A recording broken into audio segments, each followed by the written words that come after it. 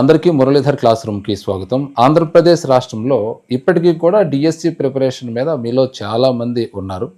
So వాళ్ళని దృష్టిలో పెట్టుకుని మే నెల నుంచి మన యొక్క యాక్షన్ ప్లాన్ ఎలా ఉండాలి అనేది ఈ వీడియో రూపంలో మీకు నేను తెలియజేస్తాను. ఎందుకంటే నేను చాలా కాలంగా వీడియోస్ అనేటువంటిది ఏమీ చేయలేకపోయాను. వ్యక్తిగతంగా కొంచెం బిజీగా ఉండటం వల్ల. అట్ ద సేమ్ టైం ఆ డిఎస్సి మీద చాలామంది విద్యార్థులు అంతగా ఫోకస్ పెట్టట్లేదనే ఉద్దేశంతో చేయట్లేదు. బట్ నాకు వస్తున్నటువంటి కాల్స్ ప్రకారం చూస్తుంటే చాలామంది డిఎస్సి మీద ఇంకా ఫోకస్ పెడుతూనే ఉన్నారు. ఎక్కడ కూడా ఆప్టింగ్ అనేటువంటిది లేదు అనే విషయాన్ని అర్థం చేసుకోగలిగాను. సో ఇలాగా మీలో అతి తక్కువ మంది ప్రిపరేషన్ అనేటువంటిది చేస్తున్నారు. వాళ్ళ కోసమైనా ఎంతో కొంత వర్క్ చేసి వాళ్ళకి మంచిగా చదివే విధంగా మంచి ప్రణాళికలు ఇవ్వాలనే ఉద్దేశంతో ఈ వీడియో రూపంలో నేను మీ ముందుకు రావటం జరిగింది. నేను చేసేటువంటి వీడియో ఏదైనా కేవలం మా విద్యార్థులకే కాదు, అంటే school assistant social studies preparation చేసే వాళ్ళకే కాదు, మొత్తం ఓవరాల్గా అందరికీ కూడా ఉపయోగపడుతుంది. అలాగే మా దగ్గర స్కూల్ అసిస్టెంట్ సోషల్ స్టడీస్ శిక్షణ తీసుకునే వాళ్ళే కాదు, ఓవరాల్గా దాని మీద ఫోకస్ చేసే వాళ్ళందరికీ కూడా ఉపయోగపడటం అనేటువంటిది జరుగుతుంది. ఇప్పుడు మనం మే నెలలో ఉన్నాం. అంటే వరుసలో చెప్పుకోవాలంటే ఇది 5వ నెల. సో 5వ నెల కాబట్టి మొదటగా మనం ఒక 5 నియమాలు గురించి తెలుసుకుందాం. అదేమిటంటే మొదటిది ఓపిక పడదాం. సో డిఎస్సి అనేటువంటిది ఎప్పుడూ కూడా మీరు దాని యొక్క చరిత్ర గమనిస్తే ఎవరైతే ఓపికగా ప్రిపరేషన్ చేస్తున్నారో వాళ్ళే విజేతలుగా నిలబడతారు అనే విషయాన్ని మీరు ఈ పాటికి గ్రహించుంటారు. ఒకవేళ గ్రహించకపోయి ఉంటే డిఎస్సికి జరిగినటువంటి ఎగ్జామినేషన్ ఇయర్స్ మీరు గమనించుకోండి. అప్పుడు కూడా మీకు తెలుస్తుంది. రెగ్యులర్గా ఇయర్ బై ఇయర్ అనేటువంటిది డిఎస్సి ఉండటం అనేటువంటిది ఎప్పుడూ లేదు. సో దీన్ని దృష్టిలో పెట్టుకుని ఓపిక పట్టాలి. అంటే అఫ్కోర్స్ అక్టోబర్లో నోటిఫికేషన్ ఉంది కదా, కాబట్టి ఖచ్చితంగా మనకు ఒక క్లియర్ కట్గా ఉన్నది.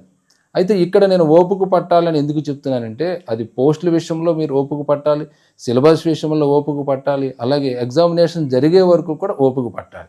ఇది మీరు గుర్తుంచుకోవాల్సినటువంటి మొదటి నియమం. రెండోది మెల్లగా సాగుదాం. సాధారణంగా నోటిఫికేషను కనుక కన్ఫర్మ్ అయిపోయి ఎగ్జామ్ డేట్ కనుక వచ్చేస్తే అప్పుడు అందరూ చదువుతారు, ఎవరు వదులుకోరు.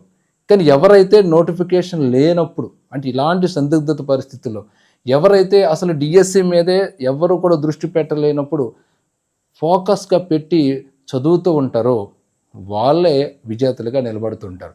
సో కుందేలు తాబేలు కథ మన చిన్నతనంలో చదువుకున్నటువంటి కథ ఎప్పటికీ అది జీవిత సత్యం అన్నమాట అది.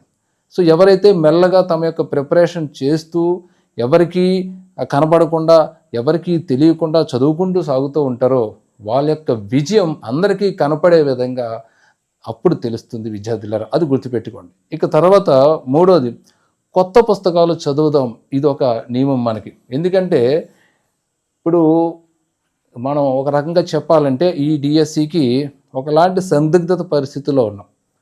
6, 7, 8 టెక్స్ట్ బుక్స్ మారిపోయినాయి. ఇప్పుడు మనకి మరొక నెల రోజుల్లో పిల్లల చేతుల్లో పడిపోతుంది. అలాగే ఇంటర్ ఫస్ట్ ఇయర్ కంప్లీట్గా మారిపోయింది, ఆల్రెడీ జరిగిపోయింది, అది మీకు తెలుసు. అలాగే ఇంటర్ సెకండ్ ఇయర్ కూడా మారిపోయింది.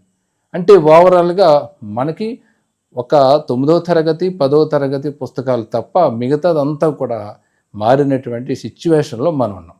ఇప్పుడు సెకండ్ ఇయర్ ఇప్పుడు మారుతుంది కాబట్టి కొంత ఏదైనా మనకి రాయితీ ఉండొచ్చేమో, కానీ ఫస్ట్ ఇయర్ విషయంలో రాయితీ లేదు. Already 1 year academic year complete అయిపోయింది. అలాగే 6, 7, 8 తరగతుల యొక్క పాఠ్య పుస్తకాలు మారాయి. మరి ఈ మారినటువంటి సిలబస్ రేపు అక్టోబర్ నోటిఫికేషన్లో ఇచ్చే అవకాశం ఉన్నది అనే విధంగా మన ప్రిపరేషన్ అనేటువంటిది చేసుకోవాలి విద్యార్థులారా. సో ఇలాగా ఈ కొత్త పుస్తకాల యొక్క విషయాలు కూడా మీరు గమనించుకుని దానికి అనుగుణంగా ఈ మే నెల నుంచి కూడా మీరు సిద్ధపడండి. అంటే ఇప్పుడే కొత్త పుస్తకాలు చదివేమని కాదు నా ఉద్దేశం. ఖచ్చితంగా మీరు 6, 7, 8 తరగతులు మారుతున్నాయి కాబట్టి ఏం మారే ఎక్కడ మారే అనేటువంటిది ఒక దృష్టి దాని మీద పెట్టడం అనేటువంటిది మంచిది. ఇక రెండోది ఇంటర్మీడియట్ ఫస్ట్ ఇయర్ కంప్లీట్గా మారిపోయింది కాబట్టి దాని అనుబంధంగా ఈ నెల నుండి మీరు ప్రిపరేషన్ చేస్తారు. ఎందుకంటే మన యొక్క టైం టేబుల్లో ఇంటర్మీడియట్ ఫస్ట్ ఇయర్ కొత్త పుస్తకాల నుంచి కూడా నేను ఎగ్జామ్స్ అనేటువంటి నిర్వహించబోతున్నాను ఈ నెల నుంచి. ఇక తర్వాత కలుపుకుని పోదాం. ఎవరిని కలుపుకుని పోదాం అంటే ఇక్కడ కలుపుకుని పోదాం అనేటువంటి నియమం ఏంటంటే మనం ఇక్కడ మన సబ్జెక్ట్స్ అలాగే మన సబ్జెక్టు కాని సబ్జెక్ట్స్ని రెండూ కలుపుకుని పోవాలి. అంటే మన సబ్జెక్ట్స్ అంటే సోషల్ కంటెంట్, సోషల్ మెథడాలజీ, విద్యా దృక్పథాలు, అలాగే సైకాలజీ. ఇది మనకు సంబంధించి స్కూల్ అసిస్టెంట్లో ఉండేటువంటి ప్రధానమైనటువంటి సబ్జెక్ట్స్. అలాగే రెండో వైపు చూసుకుంటే జీకే, కరెంట్ అఫైర్స్.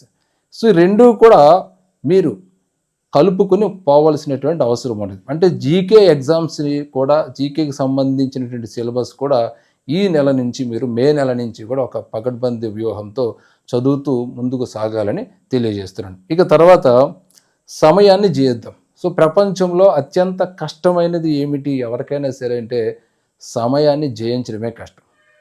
ప్రస్తుతం ప్రజెంట్ సిచ్యువేషన్ చూస్తుంటే మన సమయం 24 గంటలు చాలా ఈజీగా అయిపోతున్నాయి.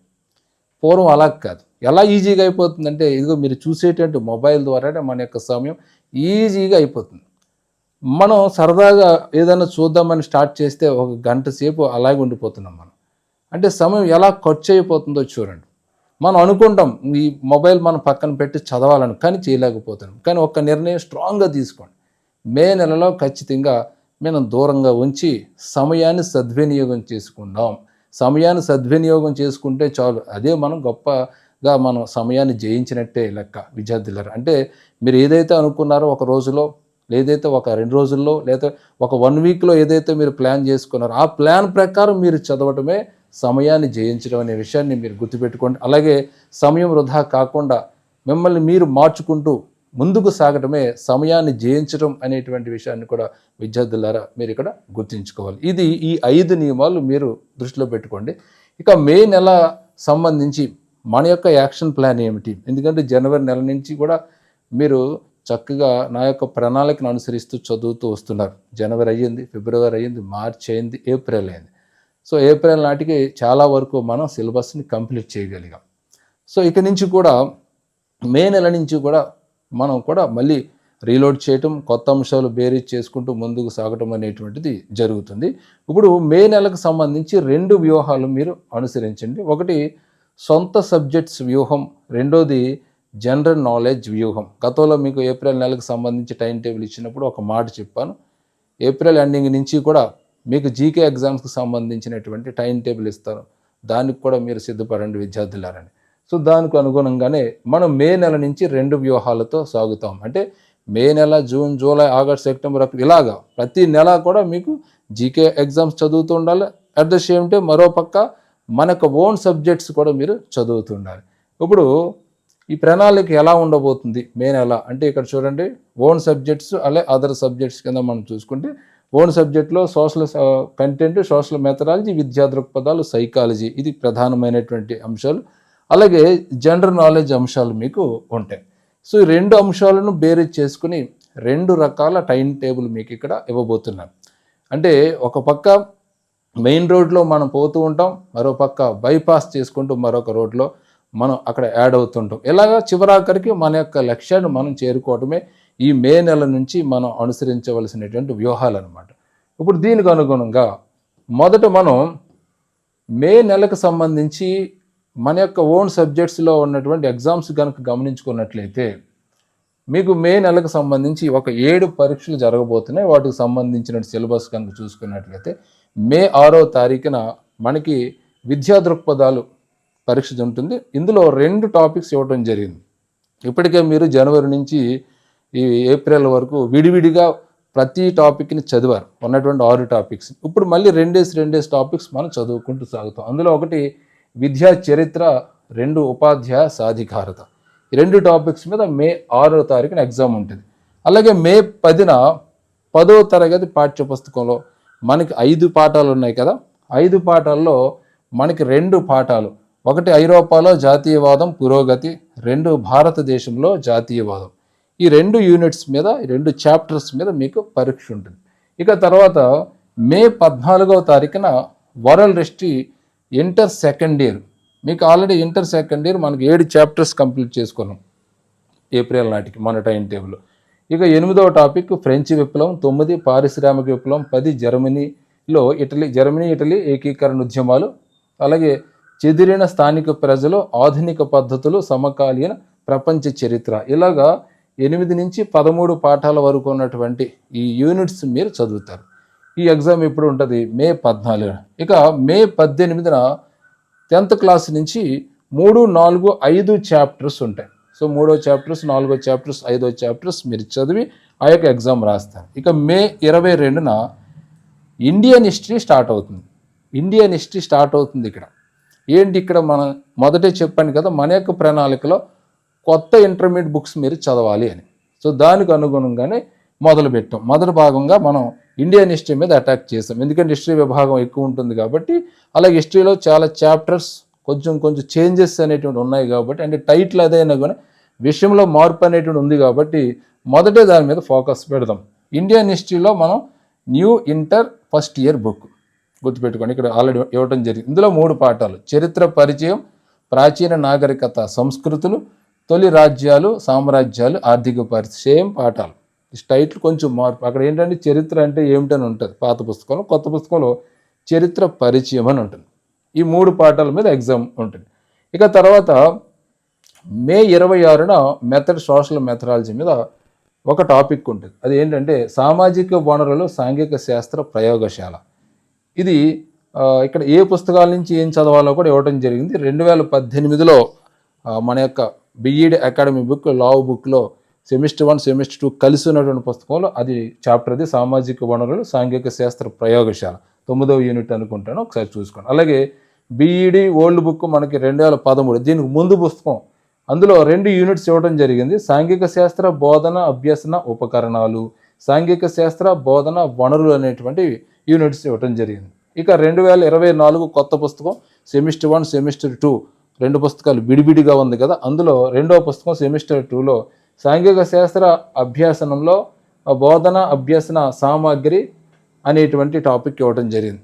అది విద్యార్థుల మెథడాలజీకి సంబంధించి. ఇక తర్వాత మే 30వ తారీఖున Indian history inter first year కొత్త పుస్తకం నుంచి 4, 5, 6 యూనిట్స్. 4వది ఏమిటి? తొలి సమాజాలు మతోద్యమాలు. 5 క్రీస్తు శకం 3వ శతాబ్దం నుండి క్రీస్తు శకం 7వ శతాబ్దం వరకు భారతదేశం. అలాగే 6 దక్కన్ మరియు దక్షిణ భారతదేశం అనేటువంటి చాప్టర్స్. ఈ చాప్టర్స్ మీరు చదవాలి. ఇక్కడ ఇచ్చినటువంటి కొత్త ఇంటర్ పుస్తకంలో 6 యూనిట్స్ ఇవ్వడం జరిగింది. ఈ 6 యూనిట్స్ కూడా మీరు కొత్త ఇంటర్మీడియట్ టెక్స్ట్ బుక్స్నే చదవాలి. గుర్తుపెట్టుకోండి విద్యార్థులారు. సో పాత మీరు బాగా చదివారు, పాత బాగా చదవటం మూలంగా కొత్తది మీకు చాలా ఈజీగా అర్థమవుతుంది. ఎందుకంటే దాదాపుగా ఒక 70% అంశాలు అవే ఉంటాయి, ఒక 30 కొత్తవి యాడ్ అవుతాయి కాబట్టి చాలా ఈజీగానే మీరు చదవచ్చు. పైగా నేను 3 డేస్ చాప్టర్స్ ఇచ్చాను కాబట్టి మీరు చక్కగా చదువుతారని నేను భావిస్తున్నాను. ఇది మొదటి వ్యూహం. మరి ఇక రెండో వ్యూహం ఏంటి? రెండో వ్యూహం మీకు జీకేకి సంబంధించి. ఇది మొత్తం కంప్లీట్గా మీకు డిసెంబర్ నెల వరకు కూడా ఇవ్వటం జరిగింది. ఇప్పుడు మే నెల నేను మీకు చెబుతున్నాను. డిసెంబర్ నెల వరకు ఉన్నటువంటి పీడిఎఫ్ని మీకు గ్రూప్లో పెడతాను, వాట్సాప్ గ్రూప్లో చూసుకోండి. ఇక్కడ మే నెలలో మీకు 4 పరీక్షలు ఇవ్వడం జరిగింది. 4 పరీక్షలు ఇక్కడ 4 అంశాల మీద ఇవ్వడం జరిగింది. మొత్తం జీకేకి సంబంధించి 36 చాప్టర్స్గా నేను డివైడ్ చేయడం జరిగింది. గత డిఎస్సిలో, అంతకుముందు డిఎస్సిలో అడిగినటువంటి ఈ జీకే ప్రశ్నల సరళిని గమనించి మొత్తం ఏ యాంగిల్లో ఇస్తున్నారు, ఎటువంటి కోణంలో ప్రశ్నలు అనేటువంటివి వస్తున్నాయి, దేన్ని ప్రధానంగా తీసుకుంటున్నారు అనేటువంటి విషయాన్ని గ్రహించి మొత్తానికి ఒక 36 టాపిక్స్ని నేను సెలెక్ట్ చేసుకోవడం జరిగింది. నేను మా టీం కలిసి 36 టాపిక్స్ని సెలెక్ట్ చేశాం. ఈ 36 టాపిక్స్ మీద కూడా ఎగ్జామ్స్ ఉంటాయి. అలా నెలకి 4 ఎగ్జామ్స్ చొప్పున మీకు డిసెంబర్ వరకు మొత్తం 36 కవర్ అయ్యే విధంగా ఒక నెల 4 రావచ్చు, ఒక్కొక్క నెల 5 రావచ్చు. అయితే ఇక్కడ మీకు మే నెల కాబట్టి మీకు 4 ఎగ్జామ్సే ఇస్తున్నాను. ఆల్మోస్ట్ అన్ని జీకే ఎగ్జామ్స్ కూడా సండే వచ్చేలాగా ప్లాన్ చేసుకున్నాం. ఒకవేళ అటు ఇటు అయినా కూడా మీరేమీ ఇబ్బంది పడకండి, మీరు కుదిరినప్పుడు మీరు రాసే ప్రయత్నం చేయండి. ఇప్పుడు చూడండి, మే 9వ తారీఖున ఒక టాపిక్ ఇచ్చాం, విశ్వం మరియు అంతరిక్ష అంశాలు అనేటువంటి టాపిక్.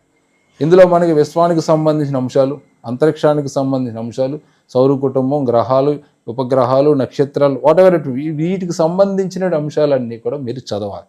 మరి జీకేకి సంబంధించి ఏం చదవాలి?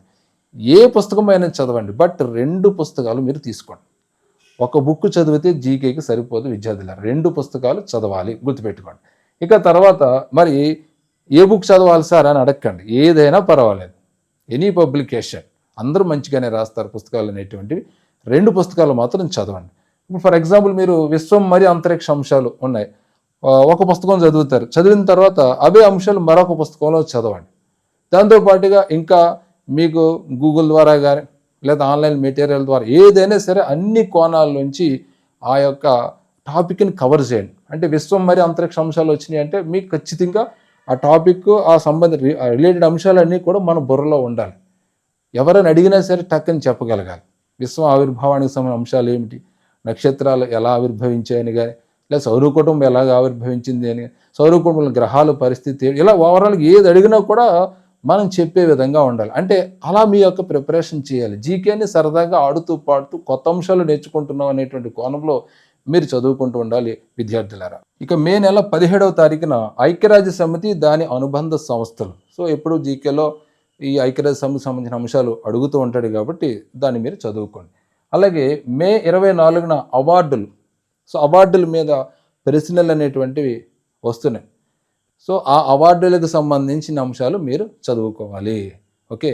ఇక తర్వాత మే 31న ముఖ్యమైనటువంటి తేదీలు. సో జనవరి నెల నుండి మీరు ఇంకా డిసెంబర్ నెల వరకు ఉన్నటువంటి ముఖ్యమైనటువంటి తేదీలన్నీ కూడా చూసుకోవాలి. ఏ తేదీ, దాని యొక్క ప్రాధాన్యత ఏమిటి, దాని యొక్క బ్యాక్గ్రౌండ్ ఏమిటి అనేటువంటిది సాధ్యమైనంత వరకు మీరు చదువుకోవాలి. ఇలాగా మీకు ప్రతి నెల మీకు ఇప్పుడు ఇక్కడ మనకు మే నెలలో 4 ఎగ్జామ్స్ ఉంటాయి. తర్వాత జూన్, తర్వాత జూలై, అలా డిసెంబర్ వరకు కూడా ప్రతి టాపిక్ మేము ఇవ్వటం అనేటువంటిది జరుగుతుంది. గుర్తుపెట్టుకోండి, 36 టాపిక్స్ మీరు చదవాలి. అఫ్కోర్స్ మీ చేత మేము చదివిస్తాం. ఇప్పుడు ఆల్రెడీ 4 టాపిక్స్ ఇచ్చాం కదా, ఈ 4 టాపిక్స్ మీద ఫోకస్ చేయండి. అలాగే 2 పుస్తకాలు తీసుకోండి జీకేకి సంబంధించి. ఈ టాపిక్ తీసుకుంటారు, విశ్వం మరి అంతరిక్ష అంశాలు తీసుకుంటారు, ఒక పుస్తకం చదువుతారు. తర్వాత మళ్ళీ అదే అంశాన్ని ఇంకో పుస్తకంలో చదువుతారు. అలాగే ఐక్యరాజ్య సమితి దాని అనుబంధ సంస్థలో ఒక బుక్ తీసుకుంటారు, జీకే బుక్, అందులో చదువుతారు. మళ్ళీ అదే అంశాన్ని, ఐక్యరాజ్య సమితి అంశాన్ని మరొక పుస్తకంలో చదువుతారు. ఇలా 2 పుస్తకాలు మీరు చదవటం మూలంగా ఇద్దరు మేధావులు రాస్తారు కదా పుస్తకం అనేటువంటి, 2 రాయొచ్చు, 3 రాయొచ్చు, 4 రాయొచ్చు. అలాగా ఒక పుస్తకం చదవటం మూలంగా, అదే అంశాన్ని మరొక పుస్తకం చదవటం మూలంగా ఒక పుస్తకంలో మిస్ అయినటువంటి అంశాలు మరొక పుస్తకంలో కవర్ అవుతాయి. ఒక పుస్తకంలో అర్థం కాని విషయం మరొక పుస్తకంలో అర్థమవుతుంది. ఇలాగా ఇద్దరు రచయితల యొక్క గొప్పతనం కానీ, వాళ్ళ యొక్క మేధస్సు కానీ మీ బుర్రకి అర్థమవుతుంది, మీ బుర్రకి ఎక్కుతుంది, మీ బుర్ర ఇంకా ఎలాబరేట్ అవుతుంది. ఎందుకంటే మీరు ఇద్దరు యొక్క రచయితలు, ఇద్దరు మేధావుల యొక్క పుస్తకాలు మీరు చదువుతారు కాబట్టి మీరు ఇంకా రాటు తేలుతారు. ఆ తర్వాత మీరు ఎగ్జామ్ రాయటం మూలంగా మీ యొక్క లోపాలు అనేటువంటివి మీరు గ్రహించుకోగలుగుతారు. అది విద్యార్థులారా గుర్తుపెట్టుకోండి.